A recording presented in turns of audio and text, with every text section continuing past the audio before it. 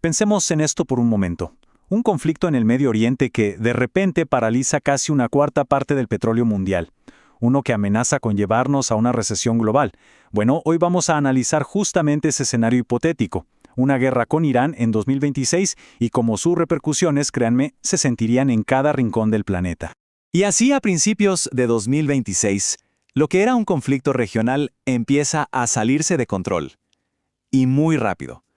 La situación se vuelve tan, pero tan grave, que líderes mundiales como Vladimir Putin la definen con una frase que lo dice todo. Una situación sin precedentes. Ok, pero ¿cómo se llega a un punto así? No es algo que pase de la noche a la mañana. Para entenderlo, hay que rebobinar un poco y ver la cronología de los eventos que, poco a poco, fueron encendiendo la mecha. Como decíamos, esto no salió de la nada. Fue una escalada, un efecto dominó. Todo empieza con una especie de guerra preliminar en 2025. A eso se le suman meses de protestas masivas dentro de Irán por una crisis económica brutal. Pero el punto de no retorno, el momento en que todo estalla, llega el 28 de febrero de 2026. Un ataque que elimina al líder supremo.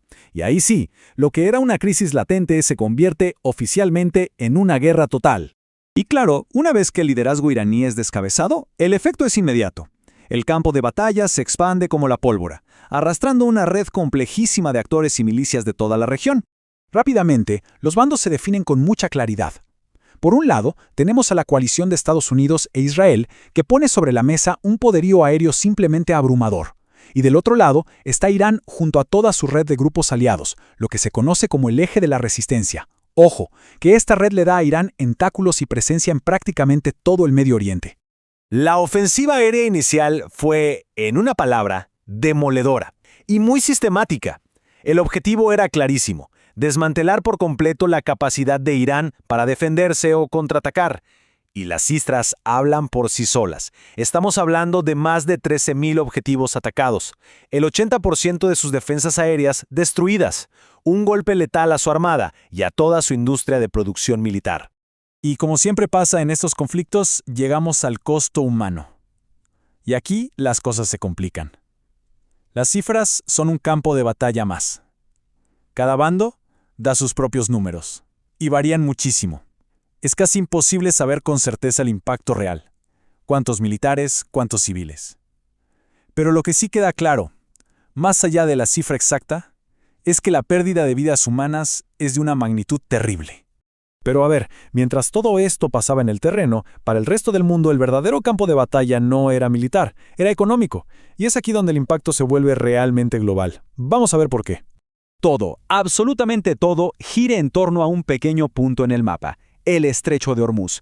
Es un cuello de botella marítimo, pero no es cualquier cuello de botella. Es, y esto no es una exageración, la arteria energética más importante de todo el planeta. ¿Y por qué es tan importante? Bueno, la razón es bastante directa. Pensemos que una quinta parte, el 20% de todo el petróleo que el mundo necesita para funcionar, cada día pasa por ese estrecho pasillo de agua. Y claro, con Irán controlando la costa norte, de repente todo ese suministro vital queda completamente en jaque. Y ojo, que no estamos hablando solo de petróleo. Para nada. Por si fuera poco, una cuarta parte del gas natural licuado del mundo, ese que es crucial para la calefacción de millones de hogares y para la industria, sobre todo en Europa y Asia, también depende de esa misma ruta. Como era de esperarse, la reacción de los mercados fue, inmediata y brutal. Los precios del petróleo prácticamente se duplicaron. En cuestión de semanas, pasamos de un barril a $60 a verlo por encima de los 116, y las proyecciones más optimistas ya lo ponían superando los $130. Una locura. Y aquí es donde la crisis da un salto y pasa de la bomba de gasolina al carrito del supermercado. Porque resulta que por el Estrecho de Hormuz no solo pasa energía, también pasa un tercio de los fertilizantes del mundo. Y la ecuación es simple: menos fertilizantes es igual a cosechas más pobres. Y cosechas más pobres, pues significa comida más cara para todo el mundo. Para algunos países, la situación ya no es preocupante, es directamente crítica. Pensemos en economías gigantes como la de Japón o Filipinas. Dependen en un 90% del petróleo que viene de esa región. El 90%. De un día para otro, toda su seguridad energética quedó, literalmente, pendiendo de un hilo. El Fondo Monetario Internacional no se anduvo con rodeos. Lanzó una advertencia durísima, pero muy clara. El mensaje central era este: aquí nadie se salva. Ningún rincón de la economía mundial iba a ser inmune a las consecuencias. ¿Y cuáles eran? Pues precios más altos para todo y un crecimiento económico mucho más lento. Para todos, sin excepción. Bueno, con este panorama económico tan desolador, era obvio que la presión para negociar la paz iba a aumentar. Y así fue. Empezaron los esfuerzos diplomáticos. El problema es que, cuando se sentaron a hablar, las posturas de cada lado estaban, digamos, en planetas diferentes. Y es que las demandas de cada uno dejaban clarísimo lo lejos que estaban. Por un lado, Estados Unidos ponía sobre la mesa una lista de condiciones muy duras. Adiós al programa nuclear iraní, fin a sus operaciones militares en la región, inspecciones internacionales. Del otro lado, Irán respondía con sus propias exigencias, que Estados Unidos cierre todas sus bases militares, que pague por los daños y que haya garantías de no agresión. O sea, eran dos mundos, imposible encontrar un punto medio. La primera respuesta pública de Irán fue un no rotundo, un portazo en la cara a la diplomacia, dejando claro que una solución rápida no estaba sobre la mesa. Y no solo eso, sino que además sacaron su carta más fuerte, amenazaron con mantener los precios del petróleo por las nubes para presionar al resto del mundo. Pero más allá de los misiles y las negociaciones fallidas, esta guerra empezó a mover las placas tectónicas de la geopolítica mundial, y todas las miradas se empezaron a centrar en un actor que hasta ahora había estado más bien en segundo plano: China. Y es que este conflicto le pegaba a China directamente en su línea de flotación.